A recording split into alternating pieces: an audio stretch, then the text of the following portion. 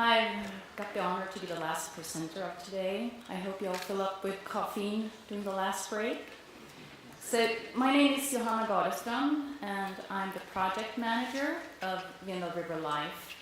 And this is a 5-year collaboration project between Umeå University, where I'm working, and the Swedish University of Agricultural Sciences, and the Umeå Vindel River Fishery Advisory Board.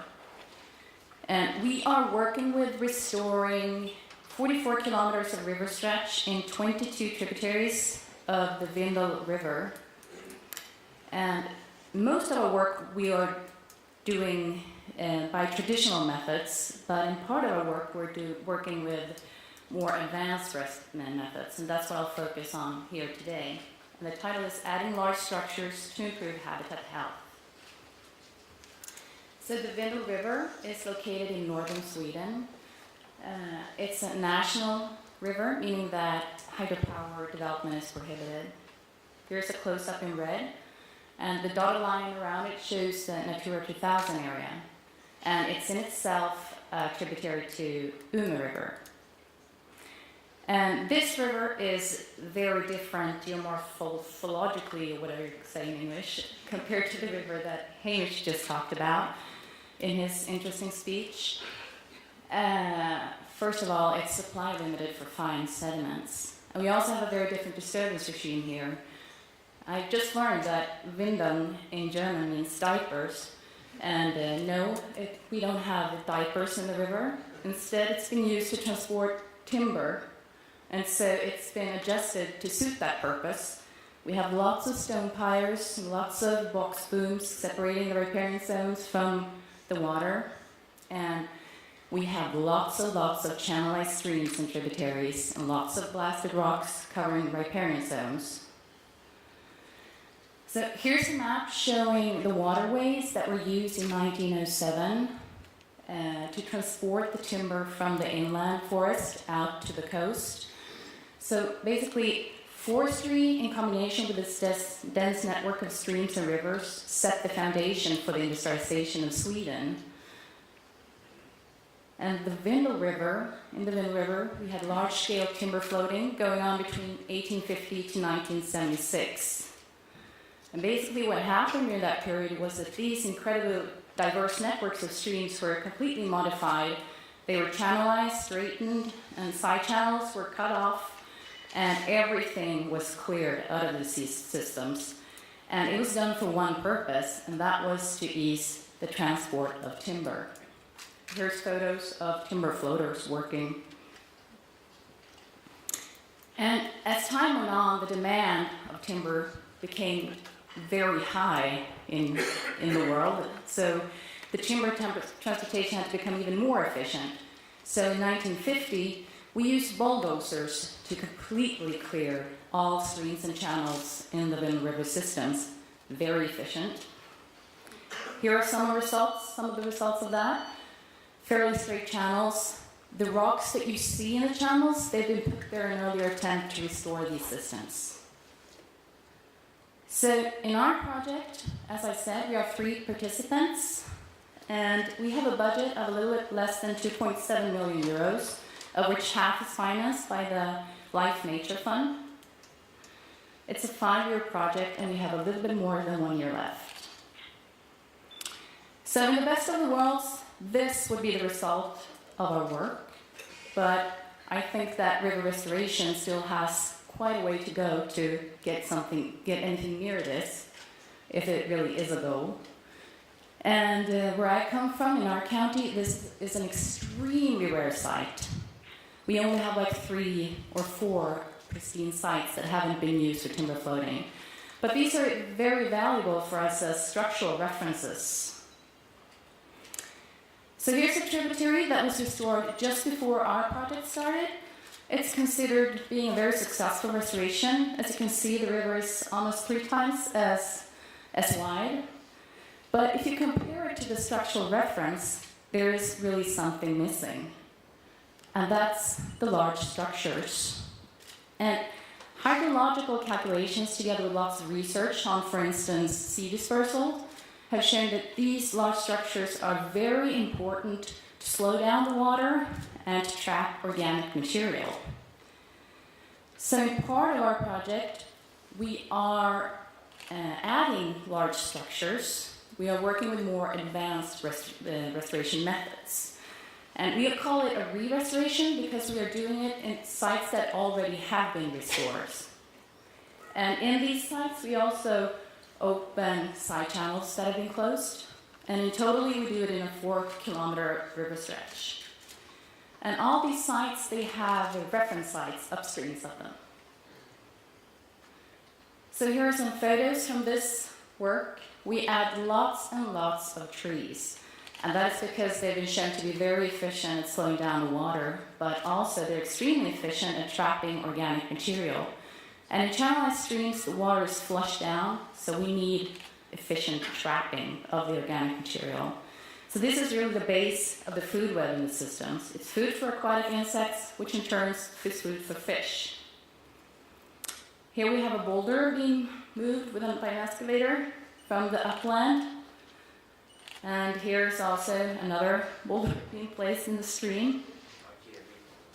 Yeah, it is like a big Swedish meatball. So here are the 10 sites. You can see them as black triangles. And I'm going to show you a few before and after pictures of restoration from these sites. And what we learned in our project is that it's extremely difficult to take before and after pictures. And fortunately, we have improved at this skill, but the unfortunate thing is that this restoration work was done in the beginning of the project, so in 2010. So the photos aren't really the best. But anyway, here is Abmobecken. It was restored first in 2006, so that was before our project started. We did our re-restoration here in 2010. We then added more large structures, and we also made sure that the riparian zone was reconnected with the river. And you can see here that the after picture is taken in quite high water flow condition, but still the rocks, the stones are above water. And you can also see that we have reopened a closed side channel, so it's a very different tributary than it was before. In Boikabecken, it was restored in 2005. Blasted rocks have been put into the water, but this stream has extreme amount of large boulders surrounding it. So we think that it's very likely that those boulders were in there before timber floating as well. So we added lots of big boulders and big trees. Difficult to take a good after pictures when we have big structures in the way. Wolfsbecken, same here. We opened lots of side channels that you really can't see here. Big boulders, big trees. In Gardestrom was the same. Here we reconnected the riparian zone even more. You can see in the corner, there's still blasted rocks left there. And in this tributary in Gardestrom, there was a big rapid that was completely cleared. So we put back boulders there, and at the same time we opened the side channel. So you can see that the water slowed down because we have white water there now. And there's the side channel that has been opened. So it looks quite different now after restoration. So after we did this work, we of course have to evaluate the effects so we know that we didn't just throw the money down the drain. And we are monitoring 3 different parameters. We work with hydrology, geomorphology, and we also do some monitoring in the riparian habitat and the fish habitat. In the riparian habitat, it's mainly plants we study, and in the fish habitat, fish population, but also sporing bed longevity. So I will present some data from the hydrogeomorphological study, because the 2 biological studies have just started, so we don't have any data from that yet. So this study was performed in low and medium flow, unfortunately not in high flow, and the reason is quite obvious. It would be too dangerous. This is medium flow, and our field worker could barely stand up. So here she's measuring the width, and also the width of the stream and current velocity. And what we found was that current velocity was lower after restoration in the re-restored sites. We also wanted to look at the variation of the current velocity. So we looked at mean difference and coefficient of variation for velocity before and after restoration. And we found that the difference was much higher in the re-restored sites, meaning that we have more diverse water flows in the re-restored sites after restoration. And we see this already. We have large structures put into the water, and the water's kind of working itself up on the riparian zone, and we have natural recruitments of tree, which is wonderful. So as Hamish said, the river is doing the work. And the last thing we saw was that the streams had become wider after restoration in the re-restored sites. So taken together, all these parameters, we have wider streams with slower water, with more diverse water. We think that, well, yes, we have an increased production area for fish and other aquatic animals, but we also hope that it will affect the habitat or improve the habitat in the riparian zone. But we don't have any data for that yet, so you'll have to wait till the next meeting or maybe even until the meeting in 2 years. So I'm going to end by showing you a new way of presenting or demonstrating effects of restoration. We started using 360 degrees photos recently, and it's a better way of kind of seeing what really has happened in a stream. So let's see if I can get this to work.